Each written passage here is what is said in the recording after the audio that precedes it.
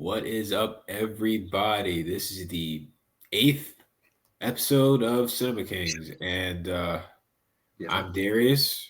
Got my boy Noah right here, my boy RJ down there, what's up? and we got a little bit more of a laid back one today.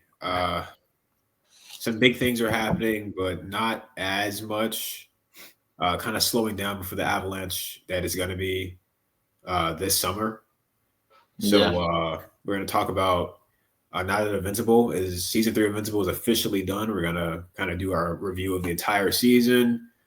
There's a big Marvel casting this week. I'm sure you've heard. We're gonna talk about that and what that could mean. A lot of rumors flying out about that one. Um, there's been a possible casting for DC as well. That's kind of hit or we don't really know what's going on with that just yet. So we're gonna talk about that too. Lots of stuff to talk about, so we're gonna get right into it. So Invincible season three. We've been wanting to talk about this for a minute because there's been a lot's been going on this season about between the Mark and the Cecil stuff. We thought about doing a topic on that about who was in the right, Mark or Cecil. And now that the season's played out in totality, I honestly don't know who was right between Mark and Cecil because I thought it was Cecil, and then Cecil did something really dumb in the last episode. So I don't like. It's at this point they're both wrong. I don't know. I don't know what to tell you. But what do you guys think? What do you guys think of the season as a whole? Um, I think it was amazing. I think it was. I don't know if it's better than the first because I think the first season is still like the best plot and the best structure. It was very focused like on that, Omni-Man plot and how he's turning. I think season two was kind of like there was a plot, but it was like it was kind of all over the place. Yeah. It was it was unfocused. And season three, I think parts of it was unfocused, but it was very much like a character driven season, especially with like Mark and his moral conflict, which I really liked. Especially after what happened at the end of season two, you needed him to like go on this like moral conflict with himself and Cecil, and Cecil being the opposing side of it, which I really liked because that was the main like plot of the season is how Mark is going to deal with his choices as a superhero, with all the crazy shit that happens this season. I think this season, I really liked it. I think the last three episodes were like all tens, honestly. Like it was not only like just amazing voice acting from all across the board. Stephen Young killed it, especially in that episode, last two episodes. He was voicing all the Marks. He was awesome in that, and of course in the last episode, shout out to Jesse Pinkman. He, The goat. what was his character's name? Powerplex. Powerplex. Like he killed it as that. Like that's one of the best stuff. It's like kind of filler, but not really because it played a lot in the Mark's moral conflict again. But it was such a good episode of just seeing the destruction that Mark and his dad caused in the end of season one. Adam Eve was a standout this season. We really get to learn a lot more about her powers, which was at the end was awesome to see, and really shows that she is one of the more powerful characters in the show, which I really didn't think until this season. But also her relationship with Mark was like just it was really sweet to see like just Mark's emotional support. There wasn't like any love, like once you get past like that first episode, there's really like no love drama between them. They're very much on the same page with each other. They support each other, which is like I'm glad we're focusing on that and not any love drama with that, because I think that's part of what makes Mark as strong as he is and what makes him one of the driving factors for why he does what he does. And the new introduction of or not new, but really we can learn about Oliver's character this season, which I was expecting him to be like a little shit at first, but like he's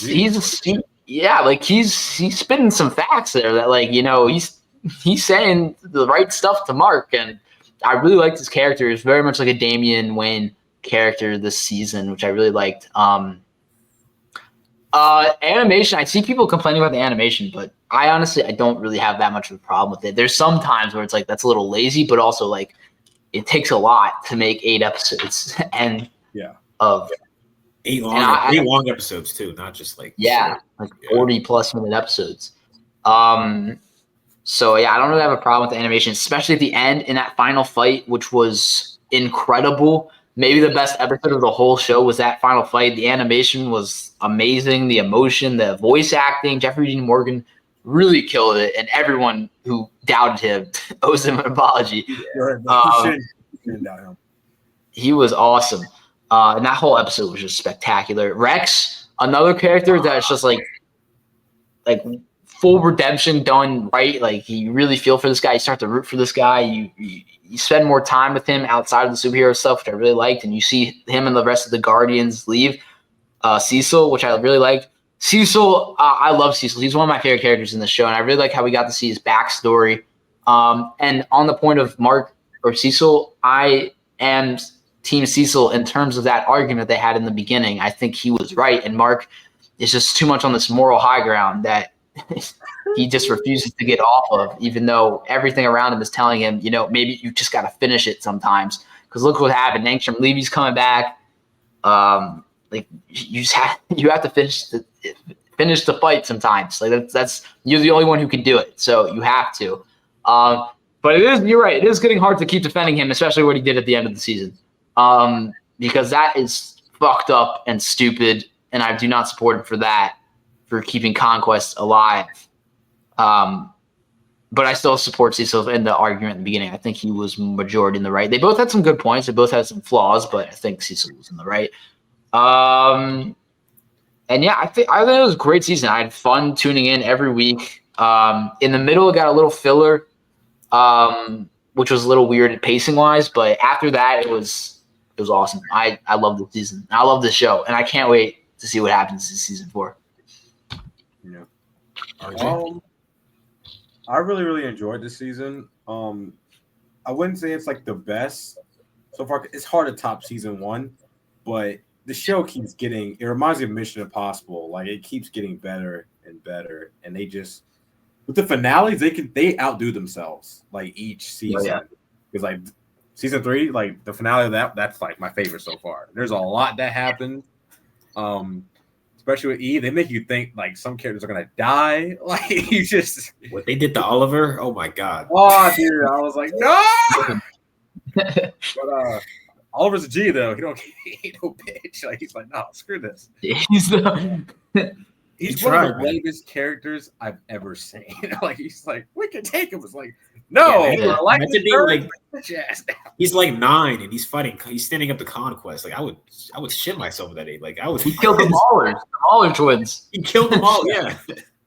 But what I like the most about this season is Mark's more like it questions his morals and what he thinks is right and how is what he's doing the right way to be a hero in this crazy freaking world.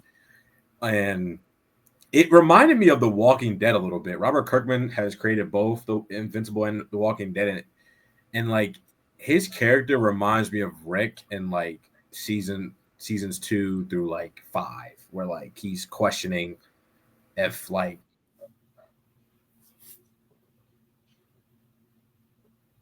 hey, like should I spare people? Should I like it's very similar to that. And he basically had, I mean, Darius, the moment in season 4 where like Rick he bites Joe's freaking neck off. Yeah. Pretty much Mark had that in this season where like he freaking, he had Conquest down for the count, but I think there's going to be a moment where like and I think it's going to be next season where like he kills someone and he doesn't screw around. I think they're setting that up because he still hasn't had that moment yet where like he's like, oh no, screw it, like you gotta go. But I really, really like what they did with Eve. Mark and Eve's relationship is like so good. Like they've been blue balling us for like 2 seasons for that. I'm like, yeah, let's go. Come on, like let's go.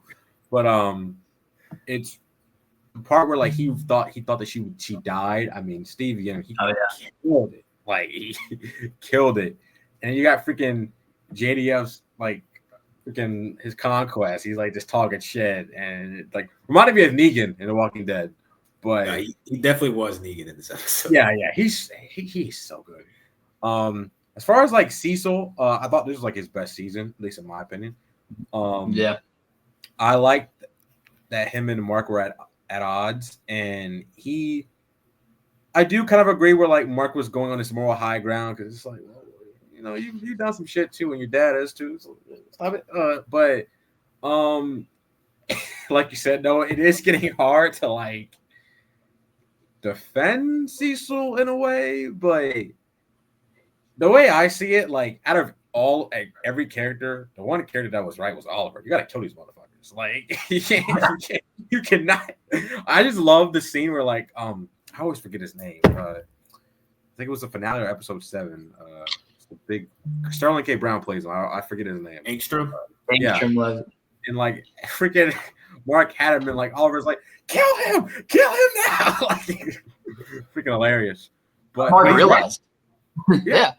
And the fact that like Oliver's younger than Mark, and he kind of like, you know, at first, like in the beginning where Oliver's like killing people, like you don't really like you thought that like he didn't know any better, but like he kind of does. Like he's not like, you know, sure they're still maturing for his character to go, and like, but there is that certain aspect of like protecting your loved ones and your family, like that.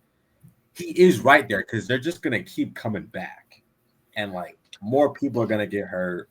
We're gonna get more Rex funerals. Like we just can't. Like that was a weird funeral scene, by the way. Oh yeah, bro. I got a lot to say about Robot. Yeah, weirdo, man. Robot, bro.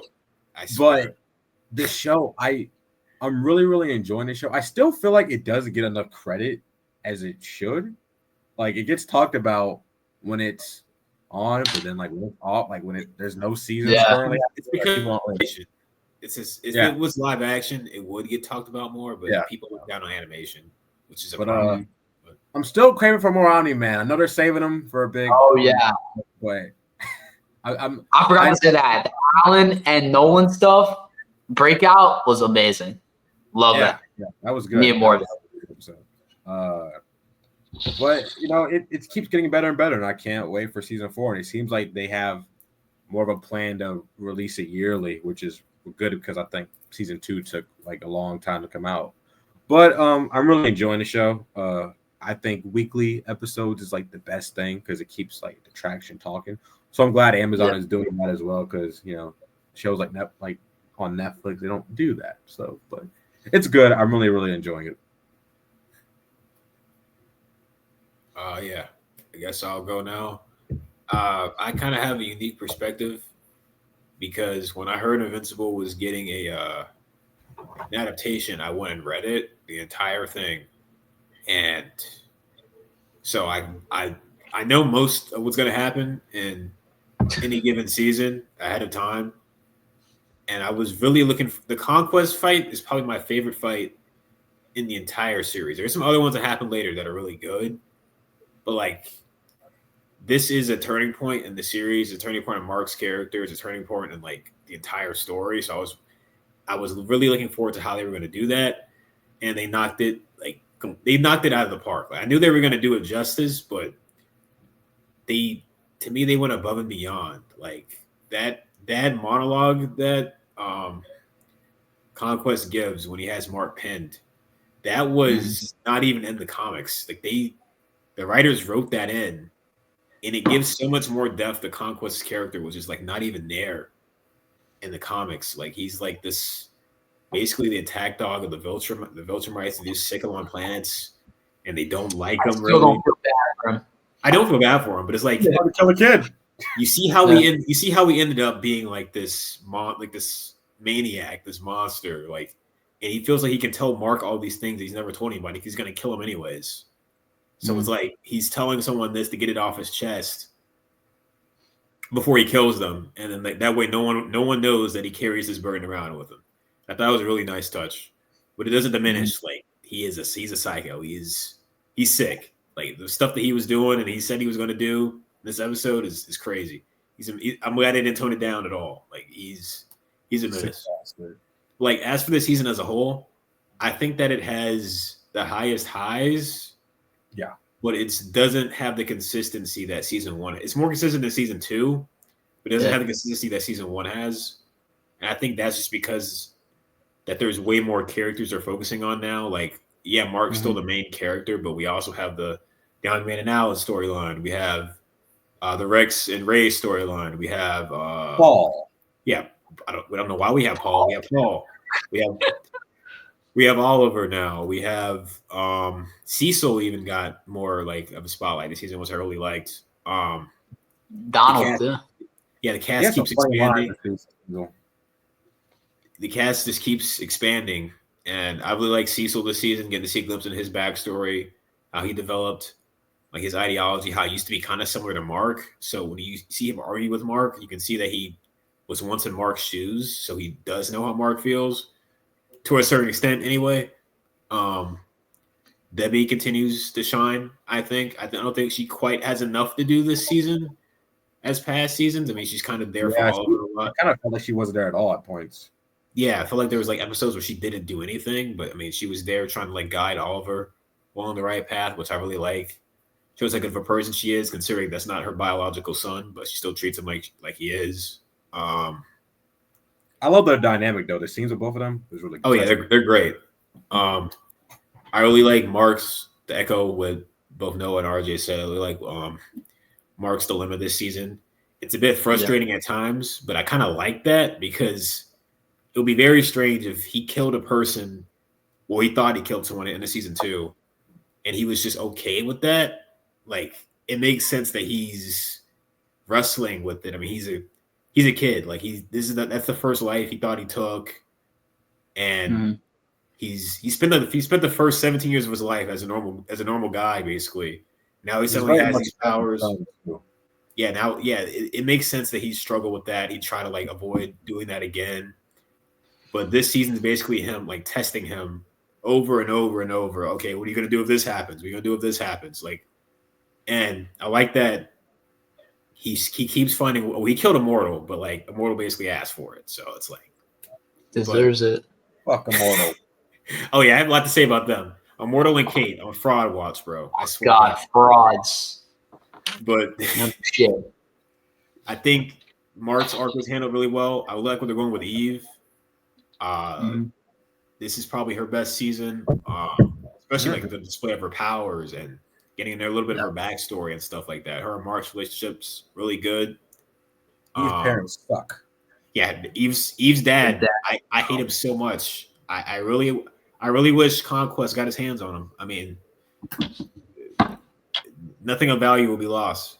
But yeah, this is an outstanding season. I agree. Like the last 3 episodes, especially like from Powerplex, I think Powerplex is a fantastic character as well. Powerplex episode on, I think, is basically flawless. Yeah. So yeah, next season, like going into next season, I think it's gonna be very interesting.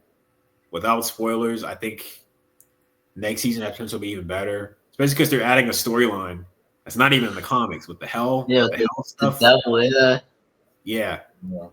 So like, I'm glad that they're not afraid to add stuff as well. Like there's stuff that Kirkman said he wanted to do that he just couldn't do back in the day for whatever reason. So yeah, I'm glad to do it. Oh yeah, Rex is the MVP of this season. Of course, by far.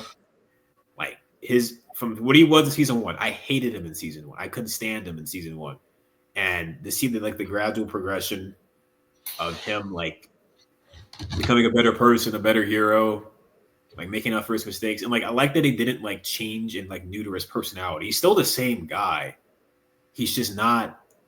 It's not like him being. He's not like a jerk out of a place of like just for being a jerk. He's doing it to be funny. Like he's a good friend. Yeah, I like that. He's a funny motherfucker. He is. I'm gonna miss him, and that's why I got pissed when this fraud robot not only stole his body, stole his name, and then you got Monster Girl being like, "I love you too, Rex." What the fuck is Like, what are you doing here? I'm sorry. That whole funeral was bad. It wasn't handled well. Yeah. I'm sorry. I do not like the way Robot talks. The way he talks, it's just the way he talks really pisses me off. And when they pan to him and Rex's body, and he's like when he was, I forgot what he said, but I was like, please shut up right now. Stop talking. So weird. You got Kanan Immortal can't even show up to the funeral. What the hell y'all doing, bro? Bro, I think the whole funeral was really handled poorly. I think that is the one part where the animation was freaking terrible. Yeah, They're all PNGs standing there like this, like nobody gives a fuck, like that. And then it's very quickly transitioned to Eve and Mark's relationship. Like you can't even sit on this funeral. Where that went. Like she was crying about Rex and Mark smiling. Because Mark was thinking, I want to. Yeah, like no, like that's the one thing I will say. Like this, they didn't let Rex's death stick enough. Like I almost forgot. I almost forgot Rex died because like he dies in the Invincible War episode, right? Then the Billie Eilish song starts playing. It was hilarious, by the way. Billie Eilish song starts playing, and then like you don't really get to see like much of that because then the episode ends and the Conquest is here now. That's a huge fight. Yeah. And then like they go to the funeral. It's like, oh yeah, Rex died. That did happen this season. Like and then some interesting song choices this season. Yeah, they kind of overdo the licensed music. That's kind of one thing I will say. The best one was 9 Inch Nails at the end, the last episode. Oh, that was fire. Yeah, that was gas. Yeah. The Omni-Man and Alan stuff. I love them. I love them becoming friends, and Nolan wouldn't have admitted their friends. But he got upset. He got upset when Alan's about to die. I love the breakout. No, dude, the best trio on the show is Omni-Man, Alan, and Battle Beast, bro. That trio was fire. Bro, I love that scene at the end when they find Battle Beast. He's like, more. I need more. Yeah, without spoilers, they're setting up Battle Beast for a very cool story arc next season. Battle Beast is going to be a problem. He's going to be really cool. Omni-Man, if I had to bet, next season is going to start with Omni-Man. We might even see them before we see Mark. So I hope. Might just pick up with them in space for a minute. I need Omni-Man, Oliver, and Mark. Trio right there. No, screw trio. Fatal 4-way. Add freaking Alan in there too. Let's go freaking ham, baby. Yeah, bro. I love that trio of Battle Beast and Alan and Omni-Man. Like, freaking, that breakout was so fun. And carried that episode. I have a feeling next season we're going to see the man himself. I have a feeling we're going to see Thrag. Really Viltrumite stronger than Conquest. I think we might see Thrag next season based on how things are going. Just like freaking Nolan. Yeah. Oh boy. But yeah, this season, I don't know if it's better than season 2 for sure, but like I think it has higher highs than season 1, but season 1 is like more consistent, and I think that's just because that it's like season 1 is like smaller in scale. It's really just about Omni-Man and Mark. But I mean, I'm not gonna say that including more characters is a bad thing because I think the character work in the season is very good. Probably the best character work they've done so far. And on the Cecil and Mark thing is like this. I agree with Cecil a little bit more. I just think that his methods in the early seasons, the early part of the season needed some work. Like, bro, I get it. I don't blame him for having countermeasures, but like you can't have the Reaniman ready to like attack Mark and they'd be like, calm down. Like, bro, you're pointing a gun at me and being like, calm down. Like, you can't do that. He needs to be a better communicator. Yeah, but like, and then Mark is also. Mark had the funniest crowd. He's like, what you doing? He was like, hold on. What is it? But like, Mark is being a little arrogant. He's like, of course Cecil has countermeasures for you. Like, bro, your dad could have destroyed the planet. Like, they have to have these things ready in case, because like we've seen it in the multiverse. There's almost all your variants evil. Like all your variants are evil, bro. And not just evil, like straight up psychopaths. Like they kill people for fun. Like we have to have these precautions because we see what happens when they don't have them. Like bad things happen. True. But I do understand why Mark's like upset about the Sinclair stuff. Should Cecil have probably told him? Probably, but like, bro, he was gonna do it regardless. And also, at the end, there's no defending what Cecil did at the end. That's stupid. I get you gonna find out more about Viltrum, bro. Bro, it's crazy because Mark can't even kill someone when he gives someone else the okay to do it, bro. Honestly, Mark should just did it himself. Like, don't trust Cecil. Honestly, this is frustrating because at the end, there's kind of a sign that Mark's not going to trust Cecil again. And then when he finds about this shit again, he's going to be like, all right, bro, we're done again. Like, he's going to do the same thing. Like, especially if he gets out. Like, yeah, if Conquest breaks out and Mark finds out. So I don't know how that'd be possible. It's only his head, but Viltrumites are. Don't underestimate. They're rebuilding that body. They're giving some good body. You think he's trying to make him reanimate, and he's gonna like not be dead completely, and he's gonna break out? It's just Cecil. Like, I get it. He wants to find out more about the Viltrumites, but like, bro, there has to be another. This dude took on like full power Eve and Mark, and is still not technically dead yet. Like, bro, there is no reason to keep him alive. You got to get rid of him. But yeah, great season. Can't wait to see what they do next. Glad it's not going to be another 2 years. Probably like another year or so. And they said early 2026 they're aiming for. So around the same time. So probably around this time next year. And yeah, I can't wait to see what they do next. Hopefully do another special on another character. That'd be pretty cool. Like they did with Eve in the meantime. Do with Rex. Yeah, Rex's backstory, because he kind of alluded to that this season with the like what happened to him. As a kid. Yeah, hopefully something like that. I don't know. Maybe Tech Jacket as well. They introduced him this season. So hopefully he sticks around. He's really cool in the comics. But yeah, good time. Definitely recommend it. Now, if you're waiting, it's out. Go binge it. Yes. Great season. Great season. All right. So we have our first official cast. Well, I mean, unless you consider Tom Holland to be the first official casting, but like, no shit. We have our first official casting for Spider-Man 4. And it's Sadie Sink. And this has been okay. To chronicle this, Deadline, it was like in the original article, Deadline was like, okay, we don't know who she's playing. She could be playing MJ or Jean Grey. And they just kind of threw that out there, which was a bad idea because when you say that, people are going to take that as you saying that she's for sure one of these two characters, and there's a lot of speculation about that. And now there's been other people have been saying Gwen Stacy, people have been saying Firestar, people have been saying Mayday Parker. Like there is, I mean, this is bound to happen. It's a redhead in Spider-Man. So naturally, people are going to draw whatever conclusion they want to draw. But whoever she ends up being should give us a good idea of what the story is. And we should be finding out soon, possibly, because Sony is going to be at CinemaCon in like 2 weeks. And if they don't announce Spider-Man 4 there, I don't know what the hell they're doing. But then again, I never know what the hell Sony's doing. So I'm so sick of this shit. I guess I'll start on this. Look, man. All right. I don't think she's playing Jean Grey. One, because introducing Jean Grey in a Spider-Man movie would be even weird for Marvel and stupid for Marvel to do. I don't see them doing that. And also, they'd be introducing Jean Grey in a movie where they don't get all the profits from, which does seem like there's something they would do.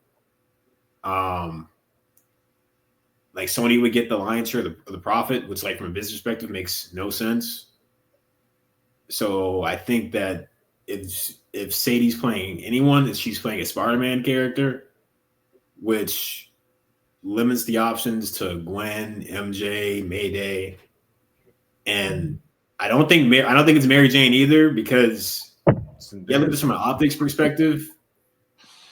We have an MJ who is a black woman, and replacing her with a white woman, even if it's only temporarily, is a terrible idea and a terrible look. and I don't think it's something that they should do or even would do for that reason. Don't even consider that. Don't even consider that. Don't even consider that as a possibility, even if it's temporary. I know people say, "Oh, it'd only be for like this one, like thing in this one movie," but it's like, we don't want to open that can of worms. Please, like, we don't need that. Marvel has enough problems without the optical nightmare of replacing a black woman with a white woman. We don't need that.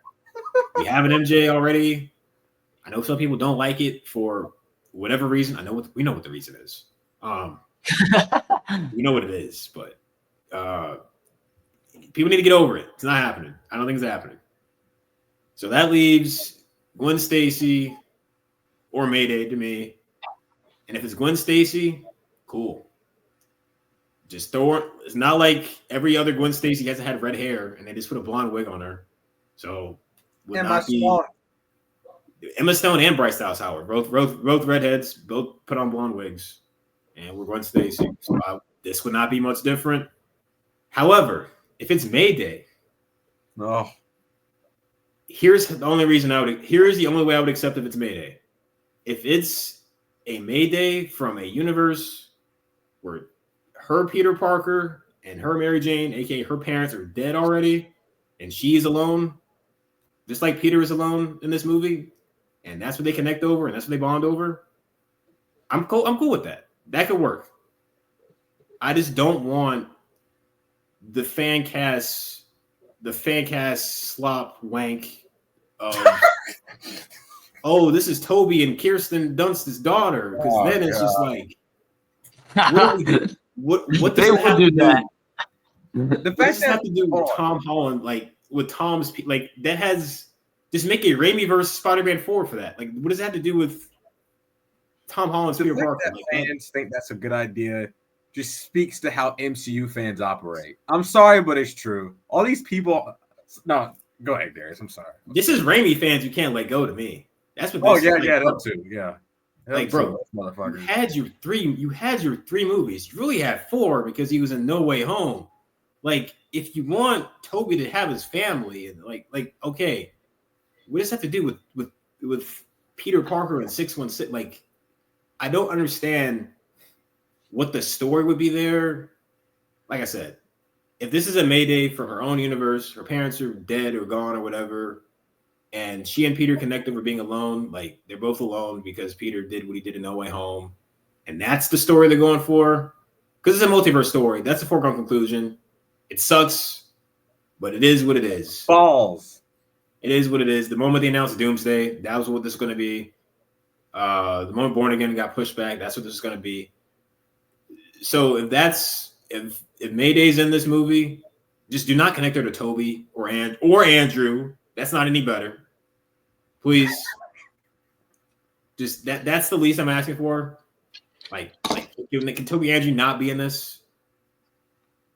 Like if you're gonna do this, lean into the Back to the Future thing where somehow she's here and like she inspires him to stop pushing people away by the end of the movie. And he goes back to his MJ in Spider-Man 5 or whatever. And she goes back to her universe. Like that's a decent story. I just don't want that's enough fan service to me. Like, we don't need to have Toby and Andrew in this movie. Like, if Peter and his daughter team and his alternate daughter team, that's enough fan service. Like that's good enough to me. I don't know. I'll let RJ go next. Seems like he wants to. See, okay. First off, congratulations, Sadie Sink. That's yeah. This is a big deal for her. I'm glad. She's amazing. Best actress on that show. Well, not best. I just love best kid actress. Yeah, by far. Yeah. But I don't know why Marvel. I get they like to keep things secret, like a secret, but just fucking reveal who she's playing. I don't understand how that's a spoiler. Well, this is Sony, but yes. Well, it's because who she's probably playing is a spoiler. If it's Gwen Stacy, I don't like. Whatever. Like, I don't. If you consider that a spoiler, fine. But I don't think it is either. Unfortunately, well, I know I do think it is. You do think it is? No, my heart's telling me it is, but my brain in the post Endgame era of Marvel is telling me that it's not going to be that. I do not like the options that we had, like the theories and the rumors. Like, if it's a Darius, you already hit the nail on the head with the whole MJ shit. It's in there. People need to get over it. Like, it's whatever. If it's Mayday Parker, I would absolutely hate that idea. I would hate it, hate it, hate it, hate it. You can listen, it's a multiverse movie. You can have it be a multiverse movie, but still, I just want a Spider-Man movie where it's just him. Yes, you can have supporting cast or whatever, fine. But just give me one or multiple villains, but he is just the only Spider person in the movie. If you're going to include other Spider people, just have it be Spider-Gwen or Miles, but that's the only thing I will accept.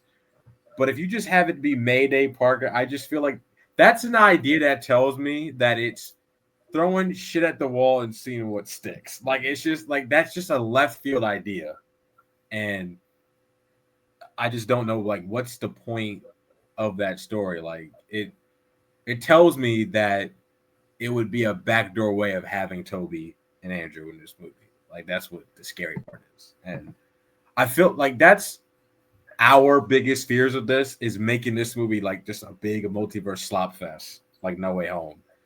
But I just want to know what this movie is about. Like, what's the premise? What's the villain? Give me the villain. Like, just like, I don't know why we're dancing around that. Like, I feel like the villain is gonna be like a complete like C tier. Hell, it might be fucking Big Will. I don't fucking know. But it's just the fact that we don't know who the villain is. There's no rumors on a villain. It's just kind of weird. Like, we have a CinemaCon coming up in like what, 2 weeks, a week and a half or something. But there were rumors on the villain, but these scoopers keep walking it back every. They keep walking it back. Like, it's like, bro, what's going on? But I really hope she's playing Gwen or a random character, like a new character. Like, I don't want it to be Mayday. I think that would be just. I just don't understand the point of that. Like, just is it that hard? Like, if you have Mayday Parker in this movie, it just tells you that both studios just want to make. They don't want to make a simple Spider-Man story anymore. Like, that's what it will come off as. Like, it just give me Spider-Man, like Mr. Negative. Like, I'm all set. Okay, I already can't get fucking Daredevil in the movie. All right, like, you already took that away from me. So, like, just give me a simple Spider-Man story. All right, like, I don't understand why they can't do that. But I really hope it's Gwen. But if it's like Jean Grey, which I don't think it is, I don't think that's happening. But if it is somehow Jean Grey, that's the worst option. That's the worst. Boy, oh boy, that, because at least Mayday has something to do with Peter Parker. What the fuck does Jean Grey have to do with Peter Parker? Like, but it's like, if you have Jean Grey in this movie, change that title. Change it. X-Men Spider-Man or something. Don't call it Spider-Man or whatever. Just change that fucking title. Like it. But I don't know. I'm hoping for Gwen or just like Jean DeWolf. Even like Carly Cooper or some shit. I don't know. That's not, give me something. Like, don't, please, for the love of Christ, do not cast her as Mayday Parker or Jean Grey. I'll fucking take Black Cat for all I care. I don't care. Like, if it's long as it is not Jean Grey and Mayday Parker, I'm calm. But if it's those two options, this movie's fucked. I'm sorry, but it's fucked. Especially Jean Grey. Oh God. Oh my God, dude. What is that? What would that be about? Who would be the villain? There's a reason they didn't reveal who she's playing, which means it's kind of spoilery that could maybe spoil or give people an idea of what the plot is. So there's a reason they didn't reveal it. Like, if it was Gwen Stacy, like just love interest Gwen Stacy, I think they would have revealed it. If she's playing Gwen, I bet it's a Spider-Gwen multiverse thing. That's fine. I do. I'll take it. I don't want that. I don't know. I'm sick of the multiverse. I mean, I'm pretty guaranteed it's gonna be the multiverse because look what it's in between. It's in between Doomsday and Secret Wars. We already know what to think about that, but it's gonna play into it some way or other. I agree. It would be dumb as hell if she's playing Jean Grey. I would not be surprised if they do that, though. Oh yeah, it would be something they would do in this time of Marvel. Yeah, I agree. They're throwing in her to set up the X-Men if they're in Secret Wars somehow. I don't know, like a kind of like a backdoor pilot thing. I don't know. It's dumb and it shouldn't happen. I would not be surprised though. Look at the situation this movie's in when you put it into the two biggest Marvel events of the year. I hope it's a prequel, like what we were talking about last week, where it takes place before the events of Doomsday. If he's actually not in Doomsday, it will be. If it comes out, then it's a prequel. It explains where he is or whatever. I like that, but still doesn't take away that they will do some multiverse shit. That is true. I don't even understand how people think she's playing Mary Jane. That didn't even cross my mind for a second when I saw this, and then I saw people talk like we already have our Mary Jane. She's not Mary Jane, but we have our MJ. Because Marvel fans are stupid. That's why. Yeah, they are dumb. I mean, I don't understand. Unless it's like again, it's a multiverse variant somehow.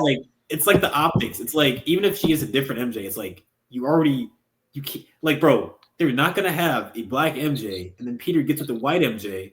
And then he's like, you know what? I like the black MJ better. That's just weird. Why would they do that? That's weird. It's like that's. Yeah, I mean, I don't know. Like, that would just be really dumb. And I think they also would. I think they honestly would reveal that in the casting if she was. Because people didn't reveal Zendaya's role in Homecoming. Like they didn't. Marvel's is really weird about casting. They just not true. Yeah, but that's because like we didn't really know who Zendaya was in that movie though. Like I doubt we'll not know who is in this movie. That's true. Firestar, I think makes the most sense. I wouldn't mind that because it's based off the cartoon. Like if you do that, I'm not too familiar with the character, but she's a Spider-Man friend. He's a mutant. There you go. You want to set up mutants? Put a mutant that actually knows Spider-Man. Yes. And yeah, like the MCU is just deciding who their mutants are already. So yeah, they could do that. I don't know. I mean, I'm like you guys said, I'm happy for her. She's a great actress. I don't know if she's. I wish they did say who's playing it, but because they didn't, I'm just having to believe. This is my problem with Deadline, bro. Just why would you throw out those two options? Like, why do that? Like. To be fair, with the way how dumb Marvel fans are, they would have saw like the red hair. I'm like, they would have said it anyways. Also, we can't rule out the fact that maybe it's a new character. I don't know. It could be an original. Yeah, can't rule that out. Yeah. Or a female version of a male character, gender swap thing. Harriet Osborn. You never know. You never know. It's not off the table. I take that over Jean Grey. I don't care. I would take Harriet Osborn over Jean. I do not care. I don't know what they're doing with the Osborns in the MCU. So Coleman Domingo. Yeah. Hopefully that'd be sick. Well, yeah. Black Cat. No, she ain't Black Cat. I'm sorry. Like you got for that type of role, you have to have a certain look, like to play Black Cat. Like she don't look like it. I told Darius, I don't think she's playing Black Cat because I feel like somebody would have broke that. But if she were to play Black Cat, I feel like they would change the character drastically from the comics because I stand by it. The character is just not interesting. It's a Selena Kyle like they have to change Black Cat anyway. Let's face it, Black Cat is kind of a Catwoman clone. Yeah, she is. Or I forget which one came first, but.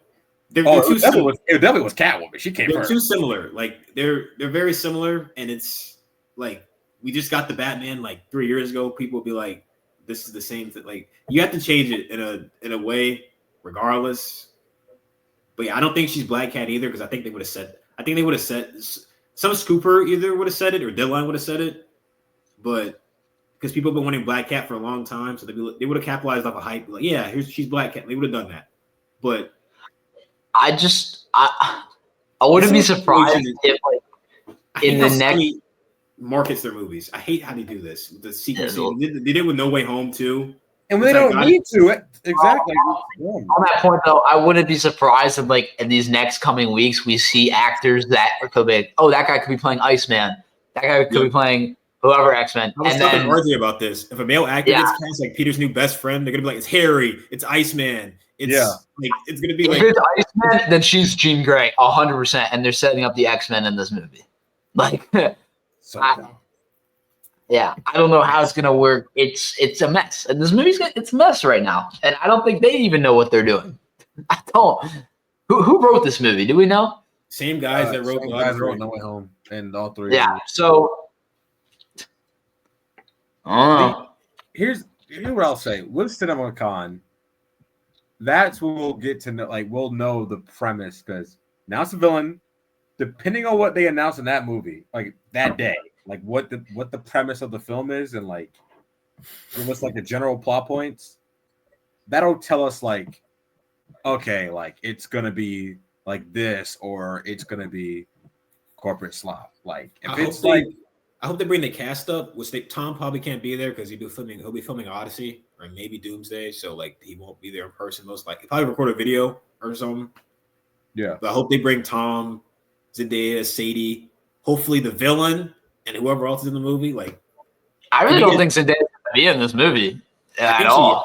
I think she is, but for like 5 minutes, like 2 minutes. Yeah, 2 to 5 minutes. Basically, I don't know. I don't think she'd like want to do that really. She might do a post-credit scene or something. Well, yeah, I don't really count that as like involved in the story. No, I don't think she'll be involved in it. Yeah, but like I want some clarification. These are RJs. I want some clarification. I want some goddamn clarification. This is really pissed because Marvel's already annoyed with their secrecy, but I get why. Like Sony, what are we doing here? Like, what do you have to be secretive about? Like, what are you protecting? What are you protecting, Sony? Like, what are we doing here? Can we get that? But on Noah's point, though, I do agree because she was like 3 months ago, she was like rumored to be like looked at for Jean, and obviously like things could have changed, but that is a little weird. How like because these castings could have happened months ago, and they're just now getting announced. That's the thing about like casting. Usually that's how that happens. Yeah, you just never know. Like it is a little weird how like they didn't want to say who she's playing, and I'm pretty sure Sony was controlling that. Like, yeah, don't put who she's playing. Like, and maybe Marvel, but just fucking say who she's playing. Like, it's not gonna spoil the movie. Like, I don't. Yeah, I expect another few like Noah's saying. Expect a few there's gonna be other casting announcements that trickle out because it seems like this is getting close to shooting. So there's gonna be other stuff that trickles out, and we're gonna be in the dark about it because if they keep doing this vague BS reporting, like the villain's gonna be like, oh yeah, so and so is cast in Spider-Man 4 in an undisclosed role, or undisclosed villain role, and it's gonna be like, well, that doesn't tell us anything. And the fact that we don't know who the villain is a little weird and concerning. Yeah, I think it's gonna be a new villain, which is why we're not hearing about. Because if it was, it's gonna be Jean, and all the spider people are gonna die.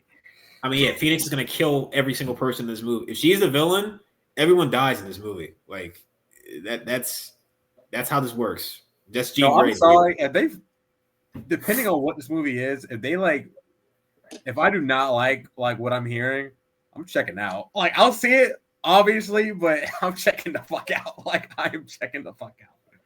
Hey, I got one foot out the door for Marvel already. Like, I'm about to get the left one out. I already got the right foot out. Like, I hope Thunderbolt is good. Like, Fantastic Four. Like, it's no, because like with these decisions, they've put like unnecessary pressure on themselves. And we talk about it extensively, especially with the RDJ Doom shit and the Russo brothers shit. Like, they are just, why put that pressure on yourself? Just like, you could have just gone to the Beyonder. Like, you could have just, why? They should make a fucking documentary. They should make a documentary on this shit. I'm sorry. Oh, they might. If it's that bad, they might. Directed by the Russo brothers. Yeah. I'm sick of them. AI. All AI. Yeah. Oh yeah, for this, expecting the best. Listen, even if it's something I don't like, I'm gonna see the movie. Like, even if it's Mayday Park, if it's Jane Great, I might not see the movie. Not gonna lie. No, I'm kidding. I'll watch it. But if it's listen, like I know I don't want to come off closed minded. I know things can sound bad on paper and they turn out fine, but it's like because even at a certain point, No Way Home sounded really bad on paper. When the leaks came, I was talking about this with RJ. When those leaks first came out about No Way Home, I was like, this sounds ass. And it worked. Somehow it worked. Not saying No Way Home's like the pinnacle of cinema or anything, because that movie has a lot of problems, but like for the type of movie that it was trying to be and what it was, it worked. My only problem is once you try to do that twice in a row, it gets complicated. I don't know if you can pull that off twice. And the thing is, though, like they seem to be trying to do that. And the movie that way too. Yeah, they seem to be trying to do that, and I don't know if they can do it again. You ended the movie with Peter setting up a story where he is all alone, and you set up like a great foundation for the fourth movie. And my biggest issue is that it feels like it's getting undercut to serve an overall universe purpose, and that's not how you go into making a film. Like that it even goes against what Feige said. He said Feige himself said the Spider-Man and Daredevil are the foundation of the straight level. I mean, with Daredevil, where the hell is Spider-Man, bro? Yep. Daredevil was keeping his end of the bargain up. Where's Spider-Man, bro? Where is he at? God, why did they have to sell that? Why did they have to sell that fucking thing in the night? Why did they have to do that in the 90s, bro? Jesus Christ. I want some good fucking news on these comic book movies. Can Superman come out already, please? Yeah, right. Second trailer, please. What is the second trailer? I don't know. Thunderbolts had like 3 trailers. Where's Superman's second trailer? We got Superman Day coming up, so either one. CinemaCon or Superman Day. Hopefully. Probably Superman Day. Matt Reeves, can we get some news? Probably not gonna happen for a while, but finish the script. I'm just saying it'd be really funny if she's playing an original character and none of this even matters. But yeah. I really hope it's Gwen. We'll see. We'll see. Who do you want to play? Me? Yeah. I really don't know. I don't know. Like nothing against her. I don't know. Like Gwen, like I don't know what they could do with Gwen that's like different. I agree. I just don't want her to play Jean. You know what I mean? I also don't really see her as Gwen. Honestly. Not traditional Gwen. I could see her as like the punk rock. Yeah. I see her more as Spider Gwen, which I hope they don't do. I can see them if they don't do the Spider Gwen thing. I can see them making her Spider Gwen without the powers, like the personality. Like she just acts like that, but she's not. Yeah, because basically she has an Ultimates where she's. Jared, you know, if she's cast as Spider Gwen, get ready for the Spider Island theories. Fuck Spider Island. Well, Spider Gwen was friends with Peter Parker before, so. I'm saying Spider Gwen could work if they do the thing where she lost her Peter Parker. Peter lost his friend. It could work. Thing. Remember, I told you earlier, Sony, they're money like both of them are money grubbing companies, but they would be stupid to not capitalize from a business standpoint, not a story standpoint. From their perspective, like business wise, they would be dumb to not capitalize. This would be something that they would do is to bring Spider-Gwen into live action. It's something that they would do. Yeah, and it makes sense. Makes sense they want Marvel to do this too. They're like put her in the movie. Also to like even like to hype up more of the Spider-Verse 3. Yeah. Like have a little tie-in maybe. Yeah. And also like if they want to, Greenlight spinoffs, Sony's like, yo, they're going back to drawing board on their SSU shit. So they're like, okay, if people like her in this movie, we can make a spinoff, a Spider-Gwen live action movie with Sadie Sink. Yeah. I can see them doing that. I do want Miles in this movie, but he's not Spider-Man yet. I want him to be like just like some kid Peter's looking out for. That'd be cool. Yeah, you start the foundation for that. I think that would be pretty cool. I want them to bring Prowler back, Donald Glover's Prowler. Yes. Cool. Yes. Especially because they gave him the costume and that would be the Spider-Verse smart thing to do. It looked really good. The costume was really good. But yeah, I hope this works out because it's Spider-Man. And Spider-Man's supposed to be a layup for Marvel. Like, even if everything else is bad, Spider-Man's supposed to be a thing that's like, like that's the one thing that should get people in the theaters, which I'm not worried about that. People are going to go to see this. That's Spider-Man. Yeah, that's not a problem. It's just I want it to actually be good. And we'll see. But I just want, like, with Tom especially, like, I just want him to have a trilogy where, like, he's the head honcho. Like, he's like, don't get me wrong, I like what they did with the home trilogy, but like there was always room for like better and improvement. Like, that was a good starting point, but we gotta mature from that now. You gotta mature and like kick some fucking ass. Like, come on, let's get the ball rolling. Speaking of kicking ass, there was a lot of that in this movie. We're gonna talk about right now. Novocaine, Jack Quaid's latest thing. Jack Quaid's having a hell of a few years. Good year so far. Been in a lot of stuff. Been in 2 pretty fun movies so far this year. I think you saw it, right, Noah? I did. I don't think RJ's seen it yet. I haven't seen it yet. We'll keep things pretty spoiler free. Although it's not really the type of movie that you could really spoil, other than like action scenes. There's a lot of cool action scenes. Yeah, if you don't really want to give away because it's surprising. But yeah, I'll let Noah go first on this one about what his general thoughts are on it, and we can go from there. Yeah. No, it was definitely. I was definitely looking forward to this movie because I'm a very big Jack Quaid fan. I think he's so charming and he has such a presence when he's on screen, whether it's in The Boys or Companion or Scream. And that is very much present here. I think this is like his first leading role, really, in a film at least.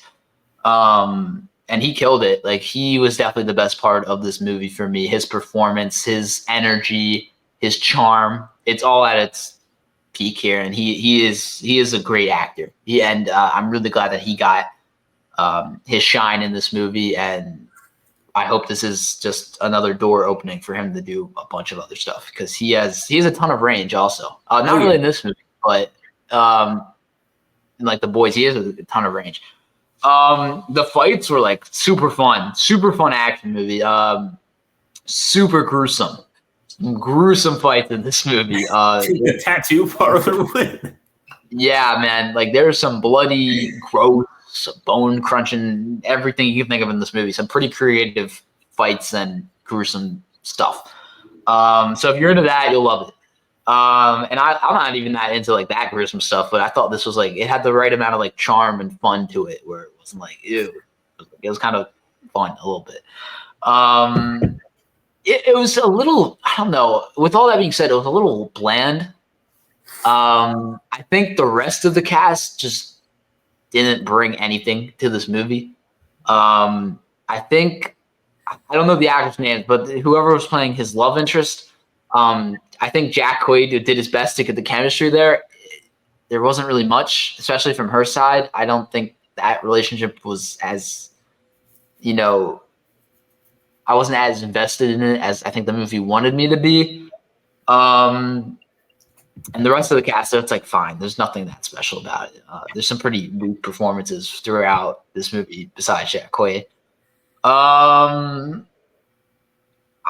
It was definitely fun though.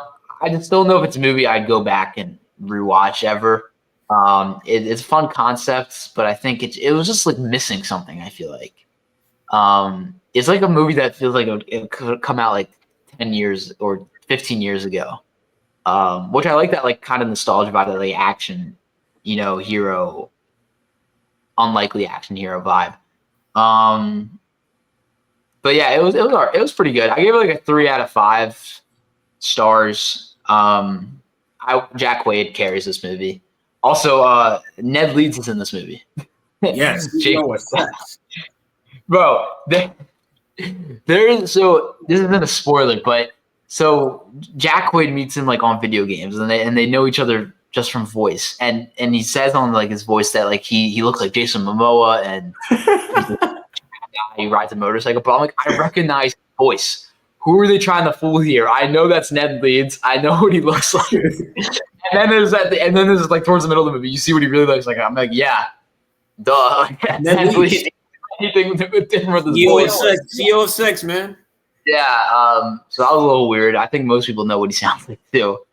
Although there's a plot twist that I think was revealed earlier on that I think should have been revealed later when Jack Quaid's character finds out. I think that's when the audience finds out also.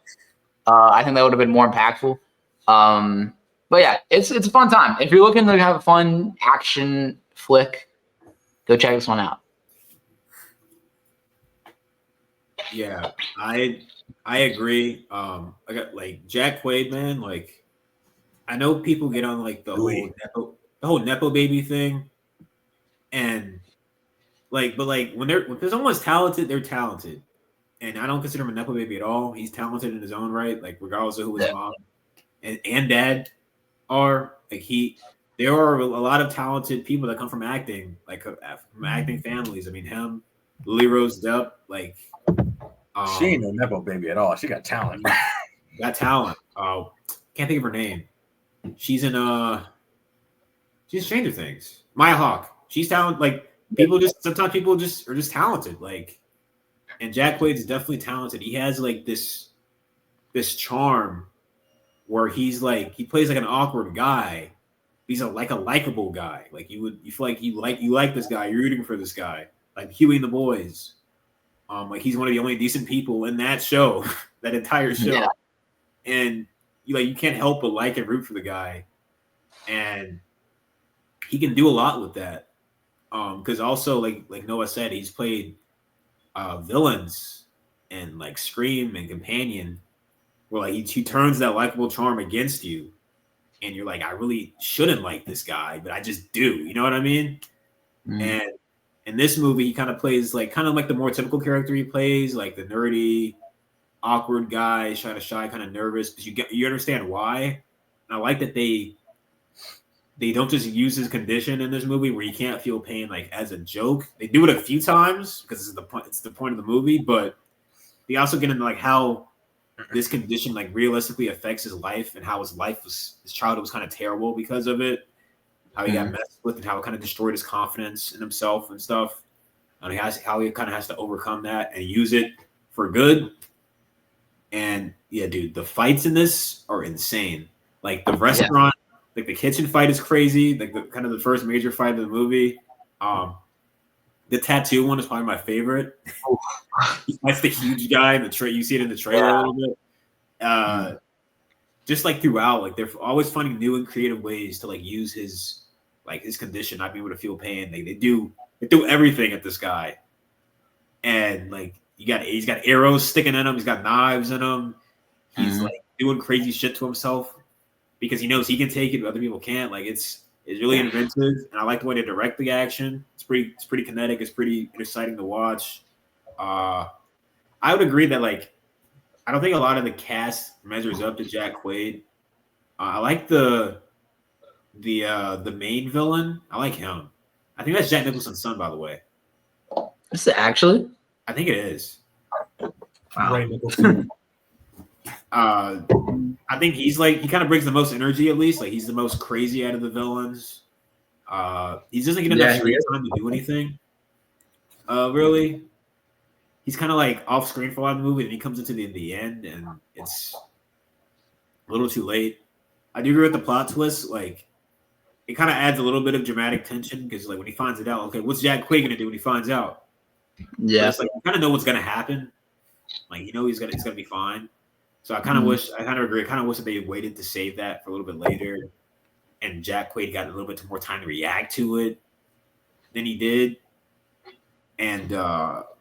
This is a movie I think that you have a lot of fun with when you go see it for the first time, and especially if you watch with your friends. This is a movie you should watch, like with your friends, like whether that be in the theater or when it comes on streaming, like over sodas and beer and pizza, or whatever. Like this would be like a really fun like movie night to have. with your friends. I think it's kind of got that like crowd pleasing kind of throwback.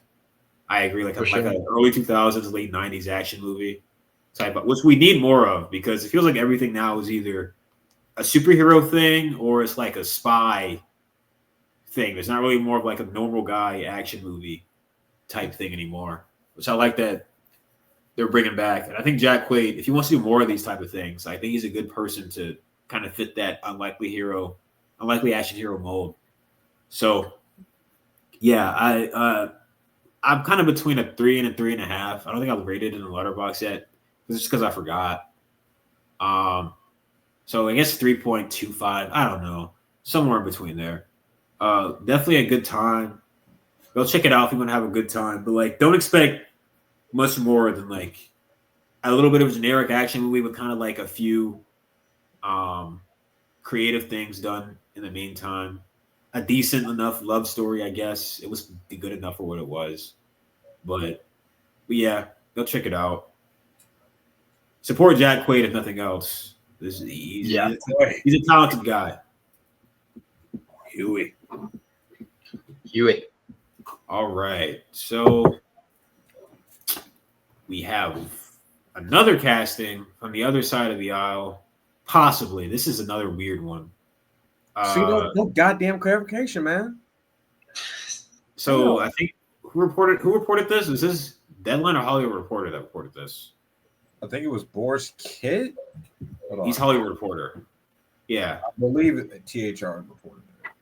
So the Hollywood Reporter, Boris Kit, who's like the guy for Hollywood Reporter, one of the main guys, he reported that Oz Cobb himself, Colin Farrell, is in talks to play Sergeant Rock in Sergeant Rock.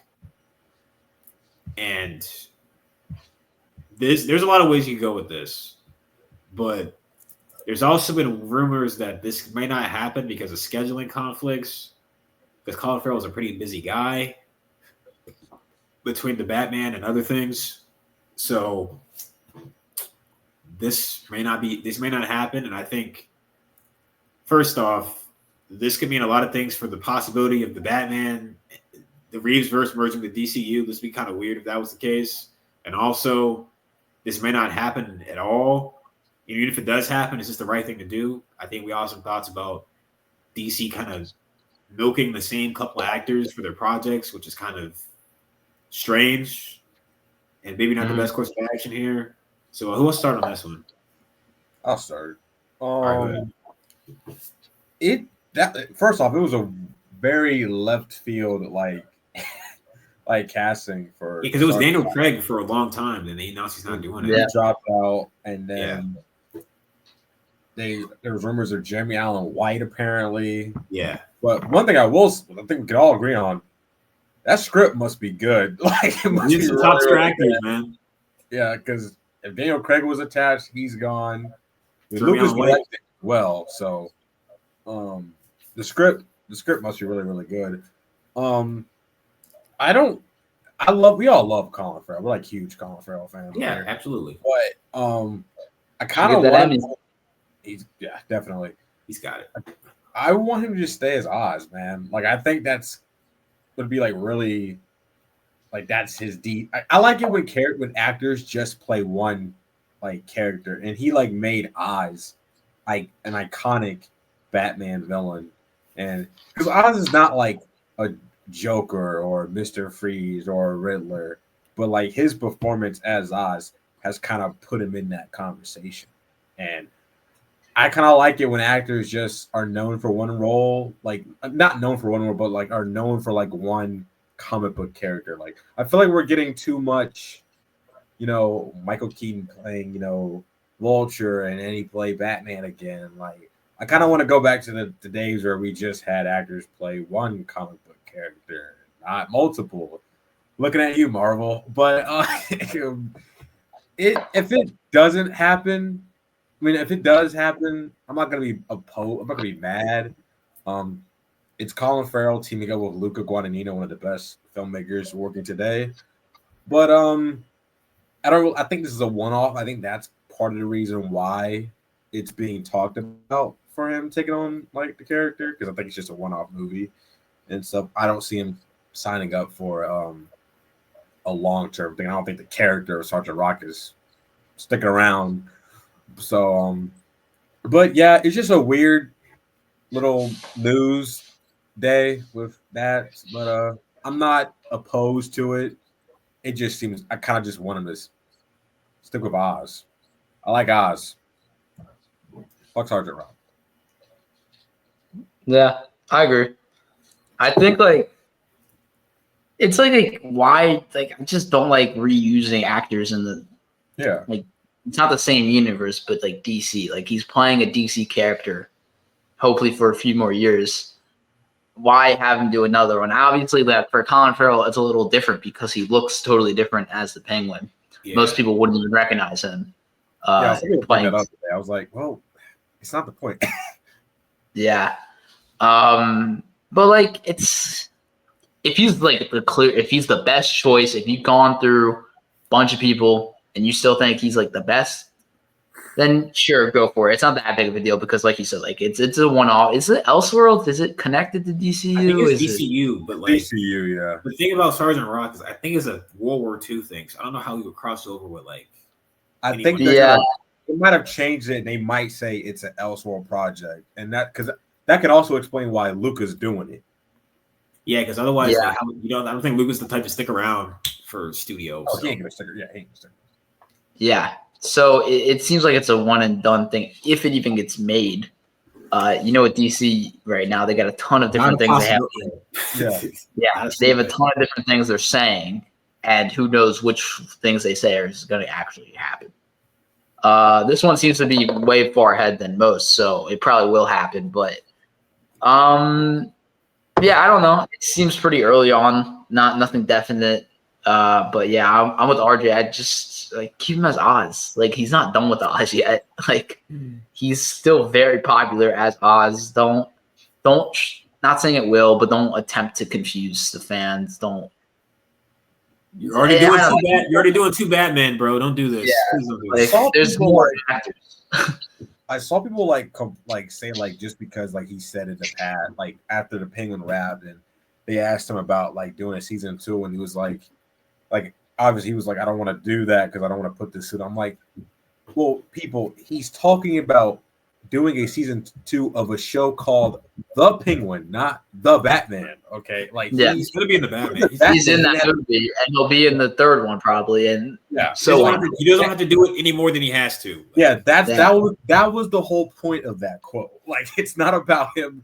He had to be Oz for 8 episodes, and he's the lead character, and he's got his own show. It's different when you're in a sequel of The Batman. Like it's not the same thing. It also really doesn't need a second season. There's really nowhere to go. That too. Yeah, that can't be done in The Batman. It's too perfect. Yeah. That first season, like you're not gonna touch that again. Are you done? Yeah, that's all I said. Yeah, I agree with you guys. I'd rather him just stay on as Oz. I don't mind. And I mean, from his perspective, it's another payday from the same company. So I like to get paid twice for doing 2 different jobs. I mean, that's cool. From his perspective, it's great. Yeah. And obviously like working with a filmmaker like Luca is an opportunity that many don't get. So I get why he would want to do this. And I do get it from WB's perspective as well, because let's face it, Sergeant Rock's going to be facing an uphill battle because no one knows that character at all. And you're going to need a big name actor to sell that movie. So I do understand where they're going after, like the Daniel Craigs, the Colin Farrells, the Jeremy Allen White. You need a big actor, a prestige actor to kind of sell that movie to people, because Sergeant Rock as a name is not a Batman or a Superman or even a Green Lantern or Wonder Woman. Like that name is not going to mean anything to your average person at all. They're just going to see it and be like, "What's that?" And they're going to think of it as just another war movie, because that's what it seems like. As a war, it's a war. It can be a war film, so you're going to need a big time actor to come in and sell that. So I understand what they're going for. I just feel like Colin Farrell is a bit of a strange pick considering like the history with him and Oz and how people are kind of making him synonymous with that now, and then the whole thing about there being two Batmen potentially, which looking like it's going to happen. That just feels like it's very like that can confuse people a lot. I mean, I know people don't really see Colin Farrell in the makeup, but like people talk about it enough where he's synonymous with the character of Oz now. I feel like if he's suddenly like they see him as Sergeant Rock, they're gonna be confused maybe. And also like I feel like there's other talent out there that could I haven't read the script, so I don't know what the role's like. But there's other people out there that are capable of playing Sergeant Rock. Yeah. There's no disrespect to Colin Farrell, of course. He's a fantastic actor. And no disrespect to the Sergeant Rock character. But like considering the fact that they're looking at other people, I mean, there's clearly people capable of playing Sergeant Rock who are big time actors who I think would do it. Yeah. I wouldn't be opposed to it if it happens. I mean, I'm not going to be opposed to seeing Colin Farrell in a Luca movie, but I just want. Why can't things be simple? Like, just let's not do this. Both these companies are doing this, man. We're doing this weird, like, just simplify it. Like, it doesn't have to be this complicated. Like, just have a different actor come in, or Jeremy Allen White passed, or you went a different direction. That's cool, but I don't know. It just seems like I don't know. This is a weird decision, but it might not happen anyways. Colin Farrell seems like he's pretty busy, so hopefully he can find some time to schedule if that's what they're going to do. But yeah, another thing that was so annoying about this article is that there's people that think the Batman is canceled, and it's like no, like it's not. First off, here's James Gunn can't afford to do that shit. He cannot afford to do that. I think people forget that the DCU hasn't made a movie yet. Like they made Superman. Like their movie hasn't. There's not. The Batman is the surest thing they have right now. Like they don't. Yeah, they can't. Like they can't. They cannot. I'm sorry. If they were to do that, James Gunn is public enemy number one. They canceled the Batman. They're not going to do that. And then they're not. We know they're not going to do that. But these people, like, if they did, and if Superman not flopped, but didn't do as well as they thought, they're up shit's creek. Like they are literally like that destroys any plans of DCU forever. Like if that were to happen, like that would destroy anything they have going on.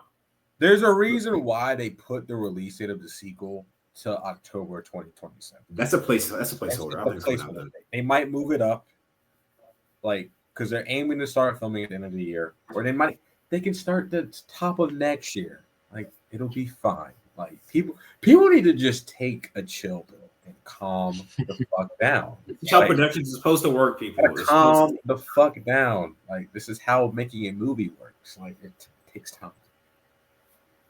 I see people make other theories like Sergeant Rock is Oz's grandfather or some dumb like. Oh God. Bro, it's just this is what I mean. They should not. This is why they shouldn't do this because dumb shit like that. Like, bro, it's the same actor playing a different character. Like, which is something they don't have to do. But this is why I don't want them to do this because we have dumb shit like this now. Yeah, when you do like, I feel like I blame the multiverse stuff like for doing this. Yeah. You know, we have a good friend, Jacob. You know how he feels about reusing actors. Like this stuff right here proves him right. Like I will say, this proves him right.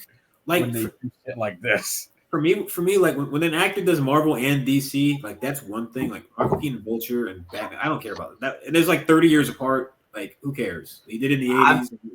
Now he's Vulture. That's like fine. I can guarantee. I want Solo to be freaking Nova. No, he's Blue Beetle. Let him be just Blue Beetle. I can guarantee you, Luca didn't put any multiverse shit in his script. Well, no, that's not.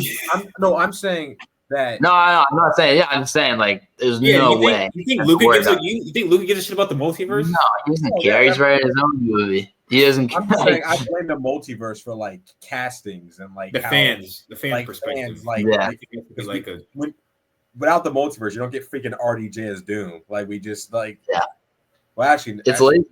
It's lazy and overused. Yeah, it's like like actors can play the same. I don't know why they would do this, but actors can play the same like different characters in the same universe, and it wouldn't be as weird to me if Colin Farrell was like a random character that showed up one time, and then he plays a bigger character later. That happens a lot. I think Gemma Chan did it, and she was like someone in Captain Marvel for like that had like barely any screen time. And then she was in Eternals, and no one even remembers that because she played like a nobody character in Captain Marvel. But like Colin Farrell's Oz, like he is motherfucking Oz. Like he's Oz, like he's the Batman. He's the Batman villain, like along with the Riddler for the Reeveverse so far. Like it's just weird to see him. I know he's under all the prosthetics. It's just weird to see him play like a completely different character under the same company within a few years. It's just strange. Listen, all this other DC news is great, bad, whatever side of the boat you fall on. I am just craving for some fucking Matt Reeves Batman news. That's what I fucking. We all. So is Robert Pattinson. Give us something soon, please. I think Pattinson has read the script. I'm gonna be real. I think he wrote it himself. No, I think he read it. Probably did. He probably knows the general outline of the story. They probably had a lunch when they told him what's happening. I mean, yeah, there's no way that he doesn't know at least what's going on. Yeah. But I want to know what the title change is because apparently it might not be called Part 2. It might be called probably I don't think the Batman 2. Heart of Ice and Dark Victory. You know what that means. Robin. Do it. But yeah, I'm rooting for Sergeant Rock though. I'm kind of worried that it's not going to make any money, which would suck. But it's unfortunate. The comic book movies now, you either have to be like really good, which I'm confident a Luca movie will be, or you have to be like an attention-grabbing Deadpool and Wolverine fan service movie. Or flop. Like it honestly just seems more like it should be like a limited series. That's what I thought when I heard about it. Yeah. It does sound more like an HBO limited series, kind of like Which I kind of what I feel like movies like these, like Marvel and DC should pivot to for these riskier characters. Because I don't think they should stop making stuff with those characters in it. But like you're kind of setting them up to fail when you debut them in a movie. Like, which then you definitely couldn't have Colin Farrell then. Yeah. If it's a Max limited series. Yeah. Can't have them on both of them, It's just like I think I like the idea of doing. Listen, I'm not saying that creatives shouldn't do what they want to do, like the characters they want to. If you want to tell a story about fucking Big Wheel and you think that should be a good movie, then go for it. But like, I just feel like you're setting them up for failure when you put them in these movies with the way that with the way movie theaters work nowadays. Like a lot of stuff is flopping. And a lot of these things are not even bad movies that are flopping. They're just flopping because people are selecting what they go see. And it's expensive to go to the theaters nowadays. And you don't people are not going to may not want to go see a movie that they can see on 2 months on Max. So I don't know. I'm rooting for the movie though. It'll contend in award season though. It'll clean up an award season. The Oscars, the Academy loves war movies, man. So it'll be up there. They don't like Luca though. Hopefully it should have better than challenges. Hopefully it should have better than challenges because no, they didn't nominate Daniel Craig either. Could you imagine it slaps and it's that good and then the Academy's like, yeah, we're not gonna nominate because you have that DC logo in front of it. A Luca superhero movie and they get Trent Reznor back to the score, they're not winning anything. Yeah. 0 for 3. 0 for 3. Especially if Daniel Craig's in it too. Yeah, 0 for 4. Yeah, he loses. Chalamet loses again. This time Robert Pattinson. Another music biopic wins. Michael. Oh God. That even comes out this year. Don't they have a 4-hour cut of that? Speaking of Cooked, Magazine Dreams. Cooked. Yeah. Oh, yeah. Yeah. But yeah, that's about all we got to say on that. And I think that pretty much rounds off this episode. Like I said, other than like a few huge casting breakthroughs, nothing really crazy happened. But I want crazy. I want some crazy shit to drop. I want crazy good shit, not crazy bad. I want some we got CinemaCon coming in a few weeks, so there hopefully something's there. But hopefully some more stuff breaks in the next few days. But yeah. On our reaction, at least we have an episode. We might either crash out or we might be somewhat happy. Bit of both. Or we get nothing at all, which is another possibility. Because Sony likes to do that. Yeah, they do. They love the blue balls. Geek Week, anyone? But yeah. Okay. This has been our eighth. It's been our 8th episode. Unless anyone else has any closing remarks. We should be freaking F1 trailer was amazing. Oh, that was great. I'm looking forward to that. That was gas. Good. That was I'm shout out to Damson Idris. Damson Idris and Brad Pitt, man. That looks great. Like I'm so here for that. And Rebecca Ferguson. Yep. She's in the movie? Yeah, she was in the trailer. The blonde chick? Yeah, that's her. Hold on. Guys, getting a little extended post-credits action. Bro, she was in the trailer a few times. It didn't look like her at first, but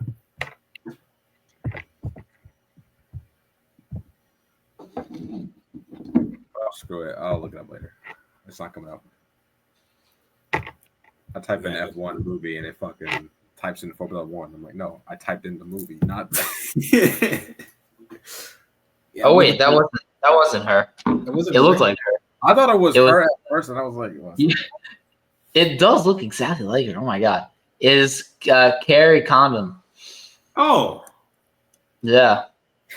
Darius thought it was her too. Bro, I thought it was her. It looks exactly like. I talked about this with my friend the other day, and I had this exact conversation. That's weird. I had this exact conversation. He's like, thought it was her? Yeah, I was like, he's like, no, that's Carrie Condon. I'm like, you're right. Yeah. My bad. I thought it was her the whole time.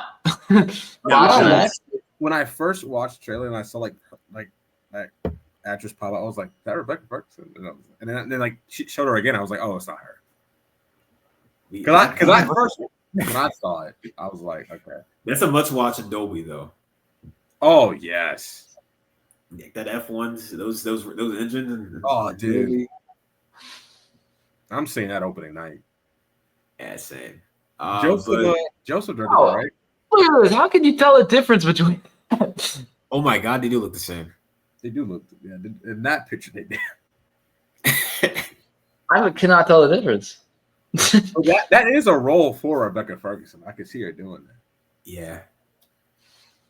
But yeah, this is all right. This has been the 8th episode. Almost at 10.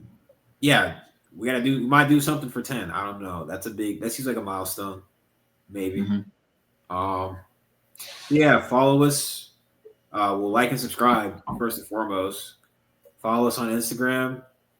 Follow us on TikTok. And yeah, stay tuned. We should be back this weekend. Maybe if there's any updates on anything. And yeah, definitely the next few weeks because of CinemaCon. We'll be covering that. We got Sinners coming up. That's the next big thing coming up. We'll definitely talk about that one. And yeah. Thanks for listening or watching, however you're with us. Oh, follow us on Spotify too. You can find us there too. Scott. Yeah. Catch you guys next time. We've been the Cinema Kings. Peace out.